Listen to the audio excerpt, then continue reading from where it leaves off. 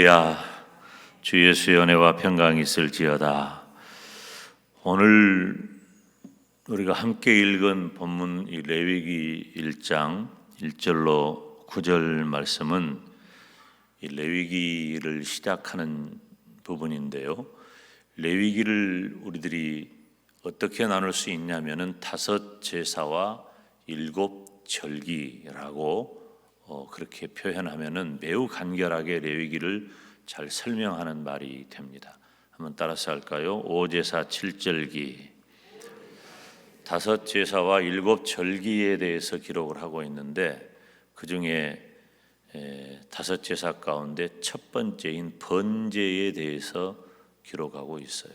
그러면 이 고난주일 새벽에 왜 이 번제에 대한 말씀을 읽었을까?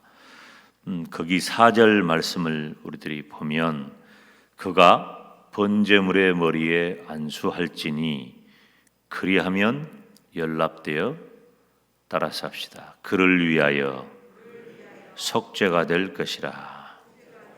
그리고 5절부터 9절까지는 그 번제의 내용에 대해서 기록을 하고 있습니다.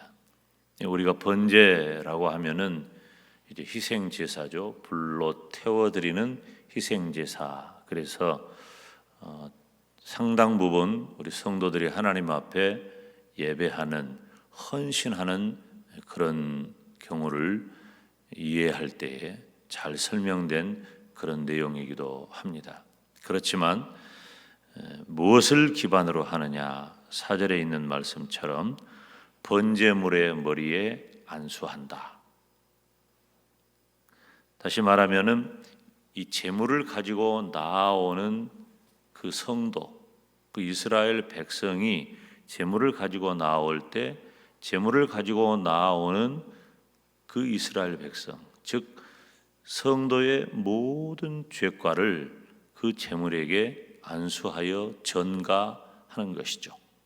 그래서 그 제물을 하나님 앞에 드리는데 그것이 연락되어서 그를 위하여 이 제물을 소나 양, 이 제물을 가지고 나오는 당사자, 즉 죄인, 예배하러 나온 나, 그런 의미죠.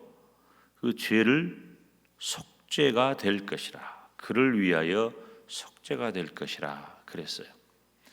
그래서 어떻게 하죠?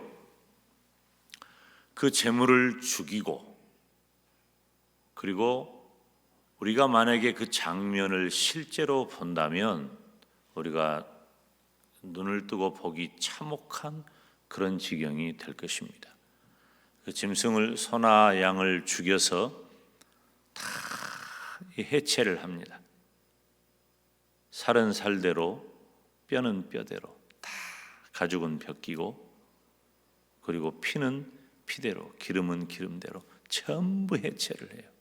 그리고 단 위에, 지금 여러분 이 레위기부터서는 이전에 있었던, 그러니까 레위기 이전에 있었던 어떤 번제, 당시 이 고대 근동에서 이 번제라고 하는 그 제사의 형태가 있었어요.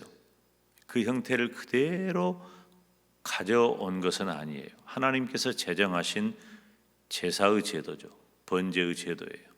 그래서 그 전에도 번제의 형태가 있었어요. 우리가 잘 아는 대로 우리가 창세기 22장에 보면 아브라함이 그 아들 이삭을 번제로 드리기 위해서 짐을 지어 가지요.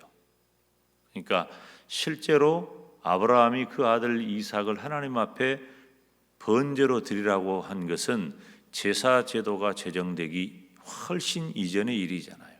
그럼에도 번제의 형태가 있었다는 것을 알 수가 있어요. 그런데 하나님께서 이스라엘 백성들에게 하나님과 교통하는 방식으로, 이스라엘 백성들이 하나님께 나아오는 방식으로, 범죄한 인생이 하나님 앞에 나오는 방식으로 제사의 제도를 제정하셔요. 그 첫 번째가 바로 번제예요. 그 번제는 굉장히 참혹하게 짐승을 죽이고 해체합니다. 그리고 단 위에 올려놓고 불살라서 태워드리는 그 제사가 번제입니다.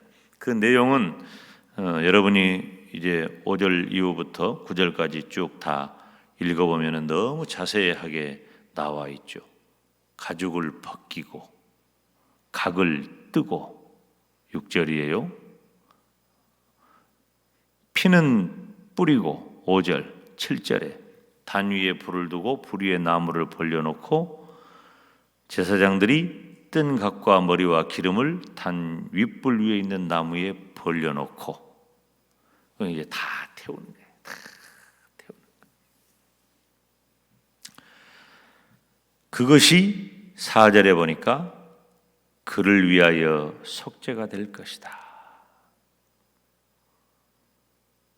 단순히 우리가 하나님 앞에 어떻게 헌신하느냐 하는데 멈추는 것이 아니라 저와 여러분의 모든 죄과를 다 대신 지시고 십자가에서 가장 참혹하게 죽으심으로 저와 여러분에게 저와 여러분을 위하여 속죄가 될 것이라.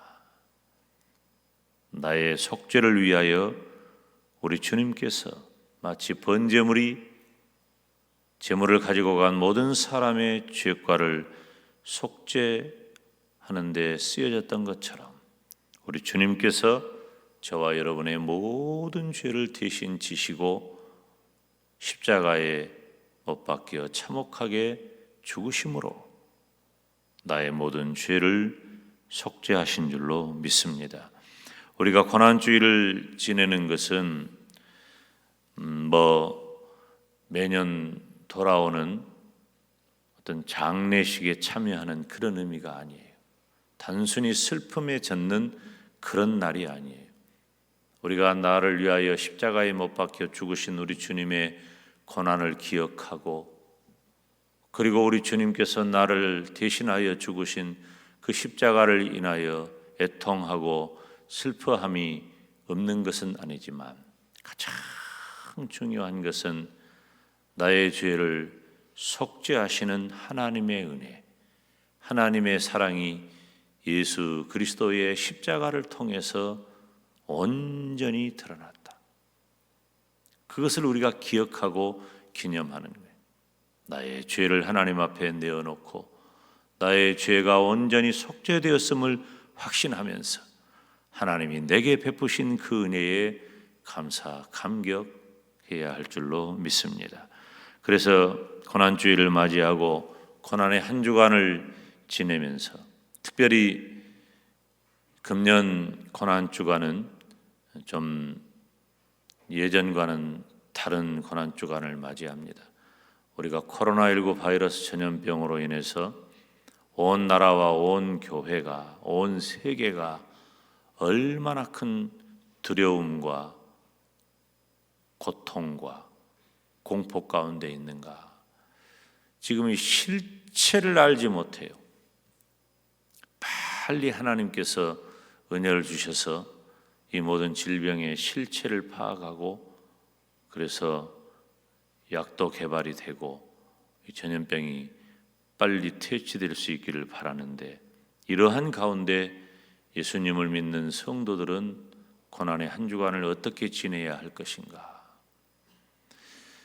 그래서 이번 주간에 우리가 고난의 한 주간을 지내면서 온 교회 성도들이 특별 새벽기도를 통해서 저와 여러분에게 있는 죄악이 해결될 뿐만 아니라 육신의 질병도 해결이 되고 코로나19 바이러스 전염병에 대한 모든 환경에서도 해방이 될 수 있기를 주님의 이름으로 축원합니다.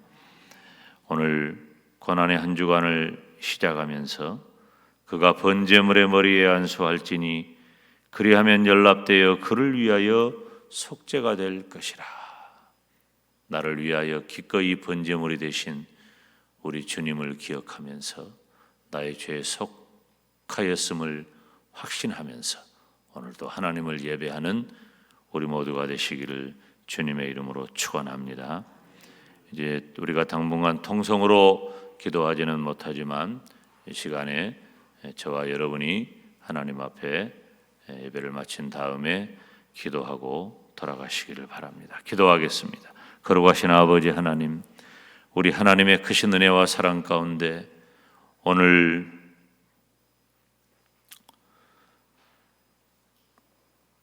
그동안 멈춰졌던 공동체 예배를 다시 시작할 수 있도록 은혜 주신 것을 감사합니다.